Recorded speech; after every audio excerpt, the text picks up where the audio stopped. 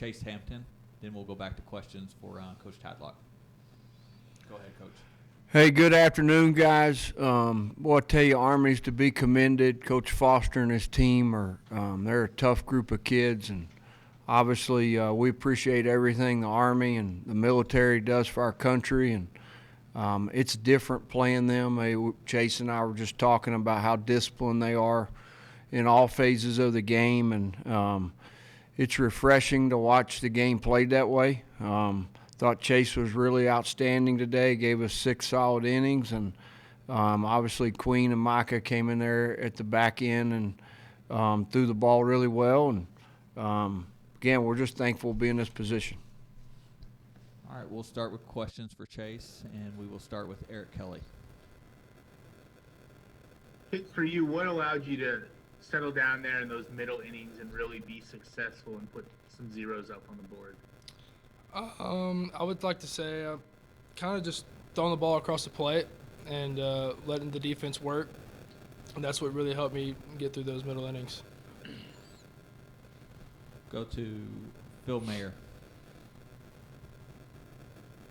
Chase, this is only your second time this season going 6 innings. How comfortable did you feel going a little deeper into the game and pitching to the order for a third time? I feel real comfortable.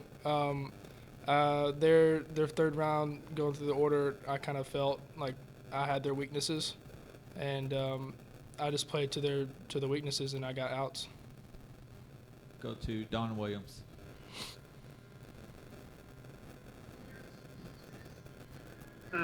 Chase, when did you find out you were getting the start today? And between that point and when you went to the mound in the first inning today, what was your nerves like? I think I found out Monday, Tuesday. Tuesday. Yeah, I found Tuesday. And I kind of try to keep it day by day. And then when I woke up this morning, nerves hit me a little bit. First postseason start, so I kind of had to settle in pretty well, and I thought I did pretty good job. Go to Keith Patrick. Chase, small ball. Is that something that you prepare for and have in your mind, knowing kind of that's part of their game as you get ready for your start? Hey, can you say that again? Oh, yeah. Army was really good about small ball. The first inning, you saw the bunt with 2 outs, runner on third. I thought that was. I mean, I would never thought they would do that, but they were really good at offensive wise. Really good. We'll go to Don and finish with Carlos.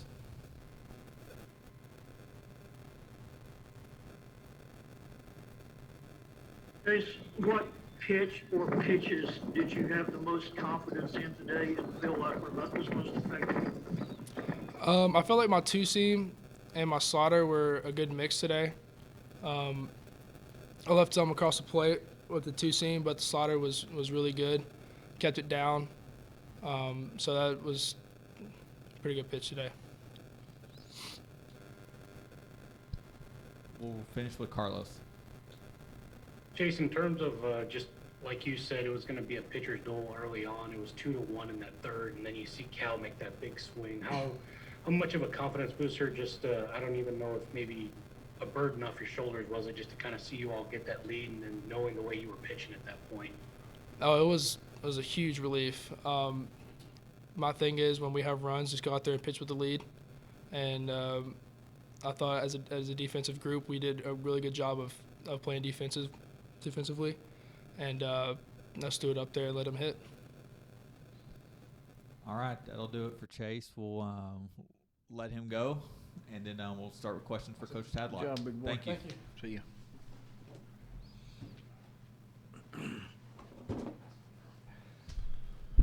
All right, we'll start with questions for Coach Tadlock, and we will start with Don.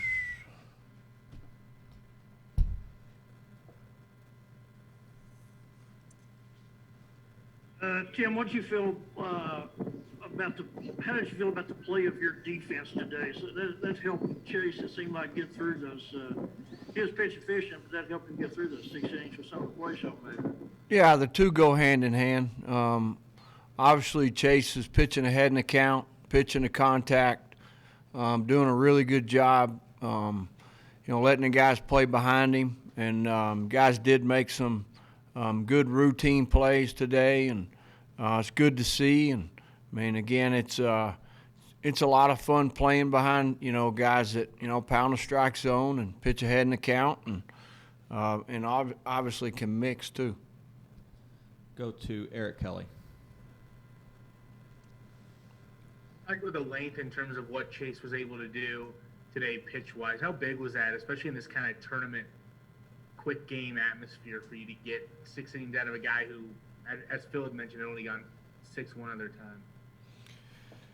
Yeah, well, that's a surprise to me. Again, he's just in a really good spot. He's been in a really good spot for about the last month, and you could see it coming. And he's a very talented young man, and we really felt like 6 would be the minimum today.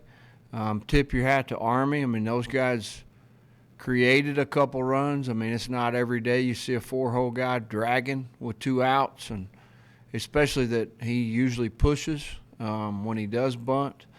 And then obviously the stolen base there with 2 outs for their second run. They just did a really good job of creating some offense, and thought Chase handled that fine. And again, the 6 innings, really you're looking at pitches and not really innings. And I mean, they're a patient group. They separate balls and strikes really good, and so really proud of him. Go to David Collier. Coach, other than a complete game shutout from Chase, is that the most ideal setup for you guys to be able to get Queen and then Micah and kind of off that? What's Micah's role moving forward in the postseason?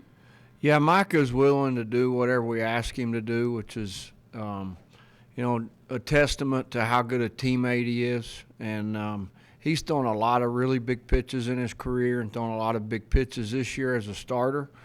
And we just felt like going into this, postseason, that we were at our best when he was down there in the bullpen and gave us that option.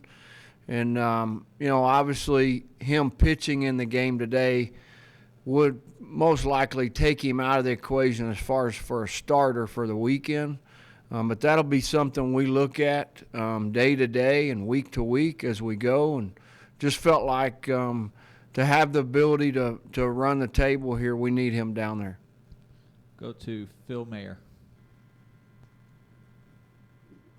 Tim, when did you find out that Kurt Wilson would be available to go back in the lineup, and what does he bring you guys being available now? He's been pushing to get in there. I want to say, Phil, it was the Monday we got to Oklahoma City. He was fully released, and we got him some at-bats on, I want to say, that Monday, and some simulated stuff, and possibly even on Tuesday. I'm not really sure on that one. I know he started swinging the bat full time, and obviously going home from Oklahoma City early gave us an opportunity to let him see some pitches. And not saying the results were great, but he got to see some pitches and try to find some timing. And so, however long ago that was, and now he's a baseball player and he wants to play. Go to Ryan King. Hey, Coach, I know he's an All-American for a reason, but what did you see from Cal in this first, regional game to have 2 home runs, make the defensive plays he had, and just be able to affect the game in so many ways in such a big atmosphere? Yeah, well, I think Cal really bounced back and did a good job of playing the game and just playing baseball. And, a lot of guys probably could have taken their first at-bat and carried it with them. I can assure you he wasn't happy with the first one. And he goes up in the next one and puts a good swing on a pitch. And, it's a game that will definitely challenge you mentally. And that's the game doing that to him a little bit as far as early on. And he's again, he's got a pretty good temperament about him, and for the most part, generally, he sticks with playing baseball. Go to Nico.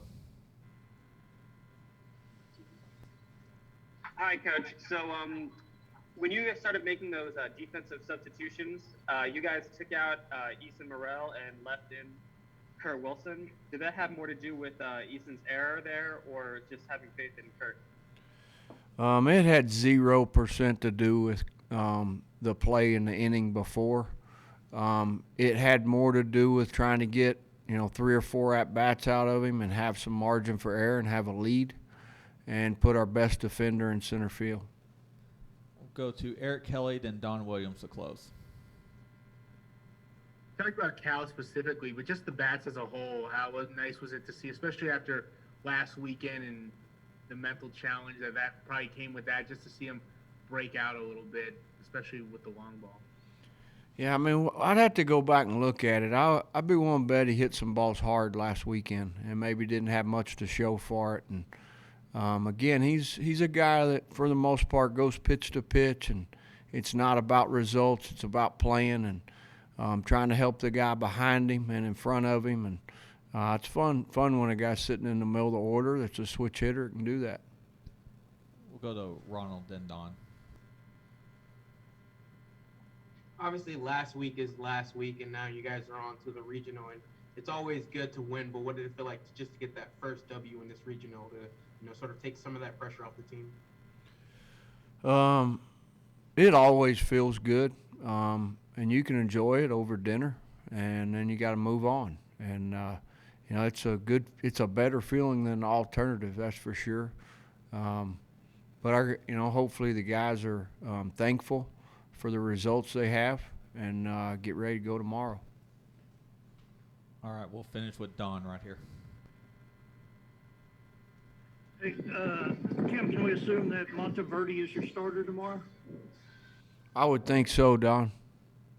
And the fact that Dallas threw only 11 pitches, would he be available again tomorrow, you think? I would think so.